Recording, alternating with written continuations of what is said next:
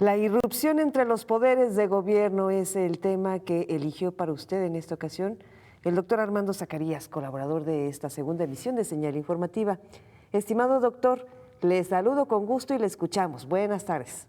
Josefina y José Ángel, buenas tardes. Con un cálido saludo y otro para la amable audiencia del Sistema Universitario de Radio y Televisión. Pues sí, en las últimas semanas, al margen de muchos otros temas que han concentrado la atención, el relacionado con la intromisión de poderes de gobierno de unos contra otros, es el que ha llamado centralmente la atención.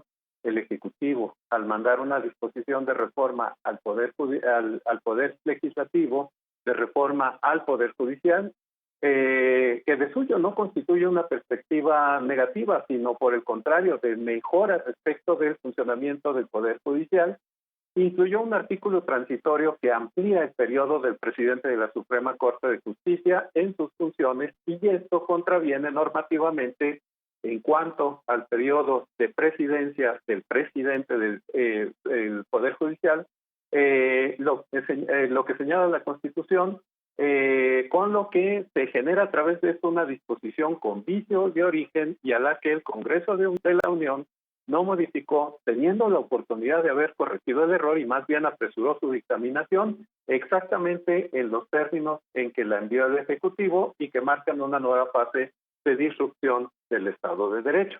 En este campo de cosas, el presidente Andrés Manuel López Obrador señaló que quienes están contra la reforma al Poder Judicial, conscientes o no, apoyan al régimen de corrupción, refiriéndose desde luego a los ministros de la Corte, prejuzgando el sentido de una controversia que hasta este momento no llega oficialmente a la oficialidad de partes de la Suprema Corte de Justicia de la Nación.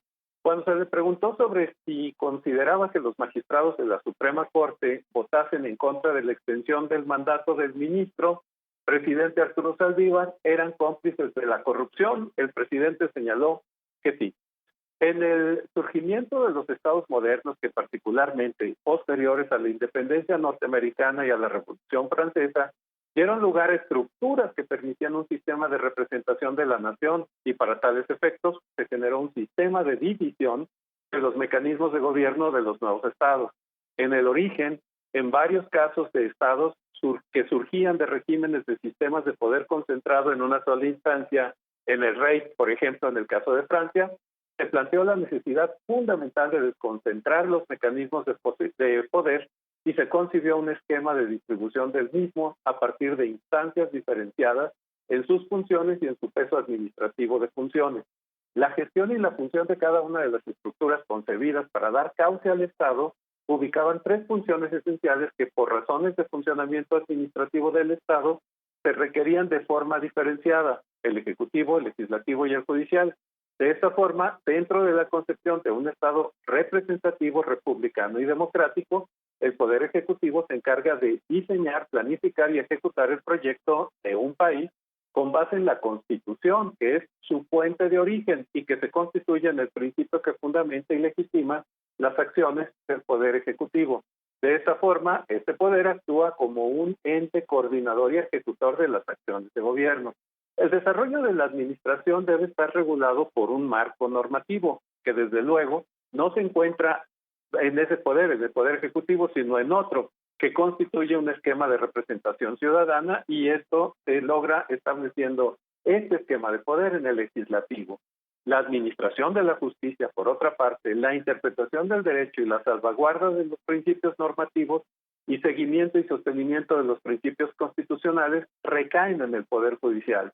Bajo esta perspectiva, la vieja noción de establecer equilibrio entre los poderes para evitar una acción facciosa y unilateral de gobierno requiere de esa distribución y separación de las acciones de poder en tres instancias diferenciadas para una regulación constitucional y de buenos equilibrios republicanos. El ejercicio de representación requiere un esquema de equilibrios del sistema de poder. La fuente orgánica de este sistema la constituye la Constitución de un país, necesaria para su mantenimiento y proyección. La representación no se traduce solamente en el sostenimiento de adeptos y mayorías, porque precisamente la representación da voz a segmentos que no están en el marco de adeptos de un partido, y el Estado no es un partido político. Así funcionaron y se pronunciaron institucionalmente otros institutos políticos, como el del presidente cuando formaba parte de la oposición. El diputado morenista Porfirio Muñoz Ledo señaló respecto a este proyecto de inclusión de este transitorio artículo violatorio de la Constitución por parte del partido en el poder, dijo el diputado Porfirio Muñoz Ledo: hacen reformas constitucionales para aplicar su programa de gobierno, no para reestructurar el Estado mexicano. Y ese es el problema. Violar la Constitución ni siquiera es reformarla. Una cosa es hacer una nueva Constitución y otra olvidar la anterior.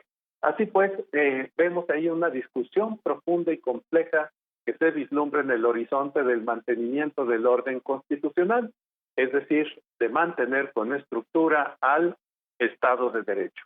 De esta forma, Josefina y José Ángel, les agradezco el honor de estar en este espacio y les reitero un cálido saludo y otro para la amable audiencia del Sistema Universitario de Radio y Televisión. Muchas gracias y buenas tardes. Muy buenas tardes, doctor. Nos oímos y nos vemos dentro de 8 días. Gracias. Muchas gracias.